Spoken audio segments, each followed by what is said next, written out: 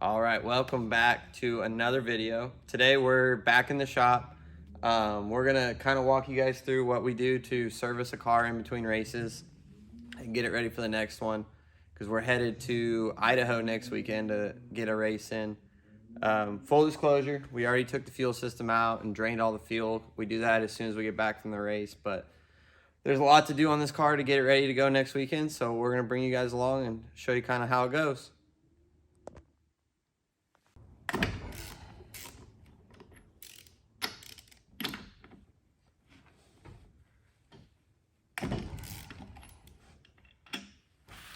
That's not fun. All right, so first thing we're gonna try to do is clean the fuel filter so I can get the fuel system back in the car. So to do that, we're just gonna take the tops off, or attempt to take the tops off. Of course, it opens the wrong side, but oh well.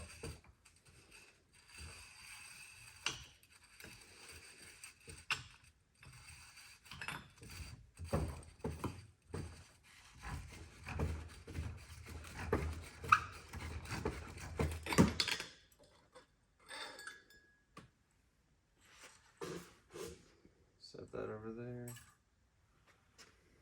And we're just gonna clean the cartridge off because they get a bunch of dirt and crap that falls in the fuel tank in it. Just clean them off real good. That way nothing goes through the motor or anything like that.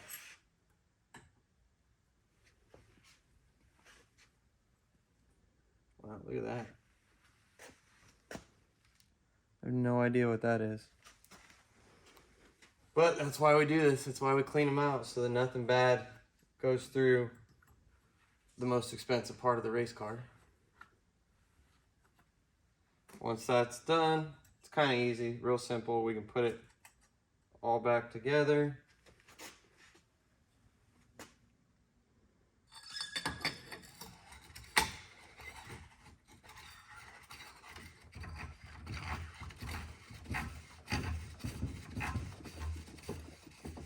Relatively simple. And we'll do the same thing with the small filter that goes up by the motor. This one goes down below my seat, that comes from the tank to the fuel pump, and the other one goes from the fuel pump to the motor. Tighten it down. That way it doesn't leak. And that's all done. Yeah. All right, we're gonna try to install the fuel filter. So like I said, it goes right below me in my seat. We gotta route the line so it doesn't get caught in my leg when I'm driving. But it's relatively simple. It just goes right along this frame rail, right there. We'll connect the tank line up to it.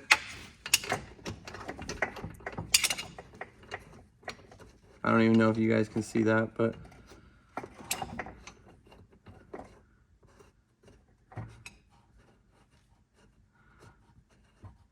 connect the tank line, get it started, tighten it up.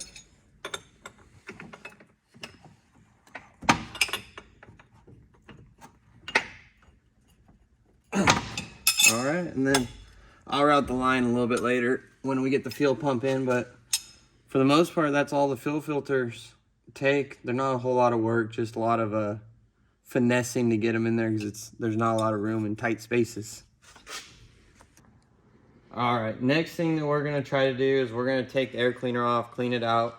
I actually have to switch the stacks because the last race we ran, we were able to run unrestricted, and the race we're running in Idaho, we got to put the restrictors back in. So show you guys how we do that. It's not a real tough procedure, but we gotta do it. Make sure nothing goes in the top of the motor. So we take the air cleaner and all that good stuff off.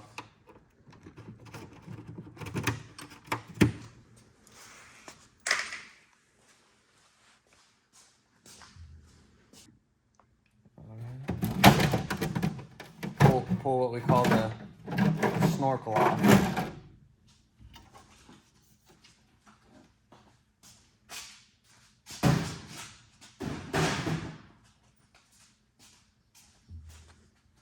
And the air cleaner comes off pretty easily. Snaps off. So we're taking the stacks out. There's these little clamps down here that we got to loosen up to take them out. It's not too bad. But once we get them all loosened,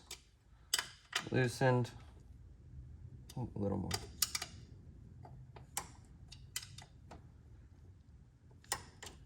Then the stacks should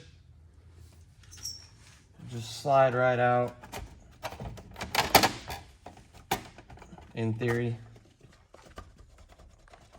if I got them all loose enough.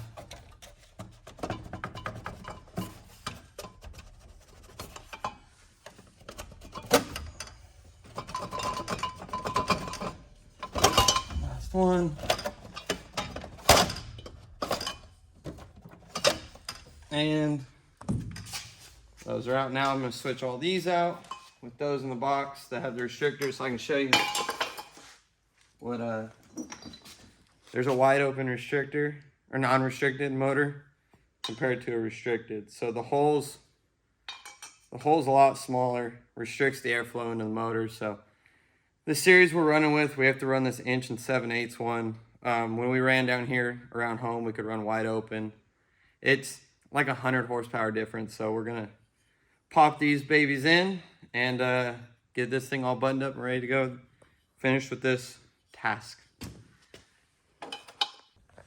All right, so we got them all switched out, got the restrictors in. Now it's time to see if we can put them back in without struggling too much. Get them all lined up as best I can.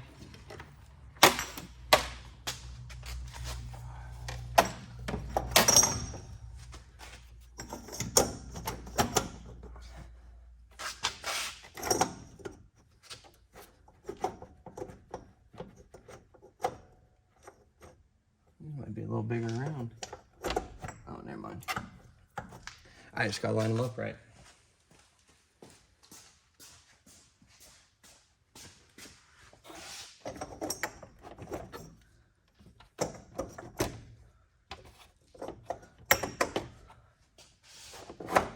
Push them down as far as I can get them. Make sure everything's all lined up nice and good. All right, we're getting the last stack tightened up. Once we get the last stack tightened up, we'll get the air cleaner back on it.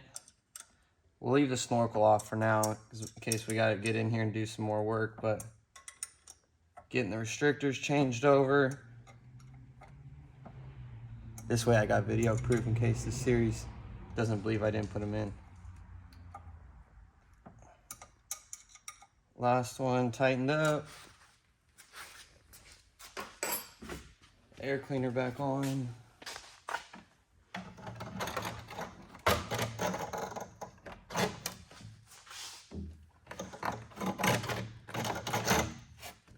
Check the other side.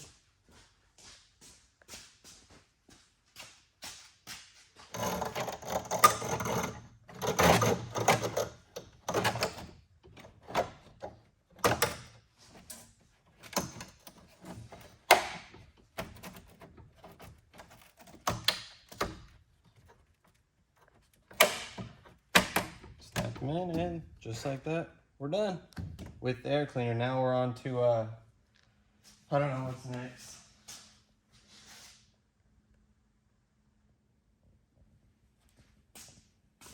Probably on to my least favorite thing, deglazing brake pads. So we'll get that out of the way next, and then we'll see what's after that. All right, so deglazing brake pads is relatively simple to pull the brakes out or brake pads out. It's just one bolt that, oh man, I got the wrong size. All right, we're gonna try this again, see if I got the right size this time. All right, so it's just one bolt that holds it in. Just loosen it up real quick. And then hopefully, if I did this right, the brake pads will just slide right out the first time. I won't have to go get a screwdriver. But pull it out just like that. Keep everything together. and then theoretically, the pad should just slide right out. And see, you can kind of see, I don't know if you can see it on camera, they're real shiny right here and smooth. That's not good, because if we leave it like that and I go to press on the brakes, it is car's not gonna stop very easily. So way we do it here, I'm sure everybody does it differently, is we just get a belt sander, belt, lay it out flat, rub the pad back and forth. All the shininess is gone and it's back to like almost looking like sandpaper. And then we just slide it right back in, and then I gotta repeat on left side and the rears. So it's not my most favorite job in the world. It's a very dirty job, but it's not all that bad. These didn't get too bad this last race, but you can still see the shininess that we got to knock off, or we call glaze. Sandpapers, just because like it makes sure it does it evenly. It doesn't, like if we use concrete or asphalt or something like that, it could be uneven. That way the brake pads stay flat.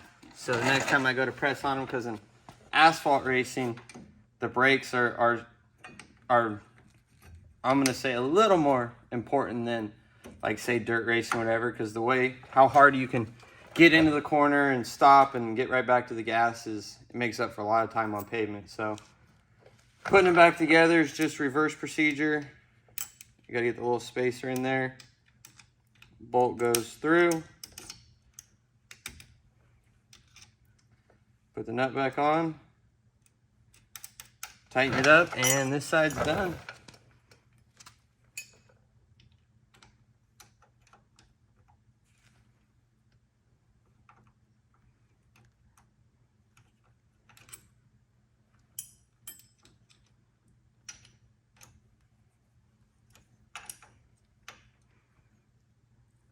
There we go, and that's all done. So now I'll do the lefts and the rears, and then we'll move on to something else. All right, so well, normally this is not part of our weekly maintenance program, but as you can see, there's no nose on this car, because at the last race, I went underneath someone to pass them, and I hit something on the track, and it took this whole section of the nose and left it on the track. So I pulled a new nose down. We got to put it on, but since it's just me and my girlfriend here and she's behind the camera, we're gonna have to get creative on how to hold the nose up so I can put the bolts in to fasten it in. But this, not something we normally do, but it's got to be done for the next race. We'll redo the last one. All right, so we're finishing up the nose. Got to get this bolt started and then tighten it up, and the nose should be done. Front end will be done. That way, all we'll have left is a couple cockpit things that I got to do. I actually think the gears are going to be the same.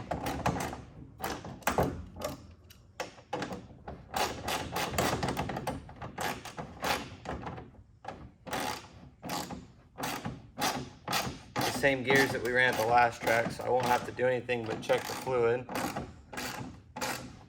Tighten this thing up.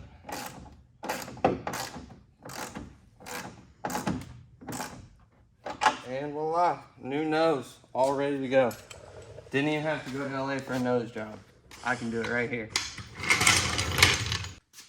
One of the last things we do is grease all the kingpins and the bird cages and the U-joints and all that, but it's hard to get a camera in the cockpit, so we're not gonna do any of the cockpit stuff today, but we'll get in here, grease the old kingpin until we see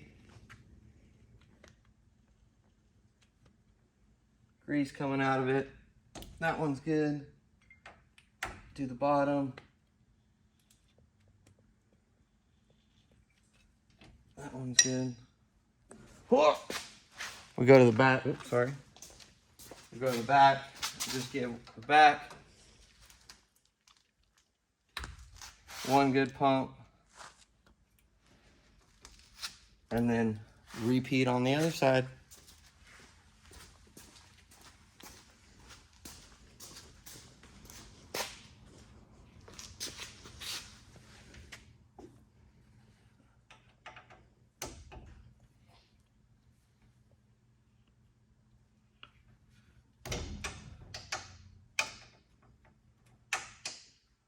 Left front's good. One on the back.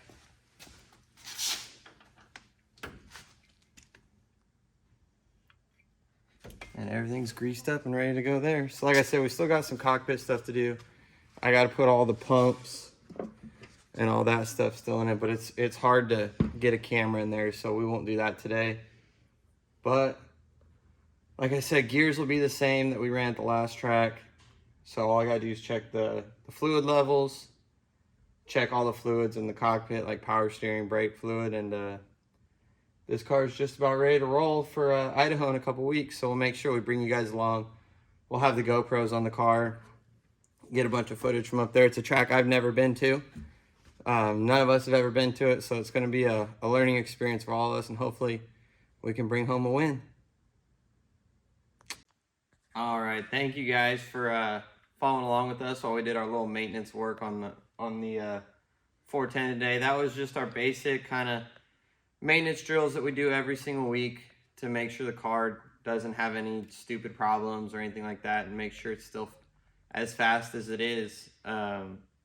My guys put in a lot of work at the track, behind the scenes, nights when I'm not here, to make sure this thing goes. This is just kind of what I do to make sure everything keeps going and all the basics are covered. So nothing too fancy, nothing too crazy, just our normal maintenance. So thank you guys again for watching. We appreciate it, and we'll see you in Idaho.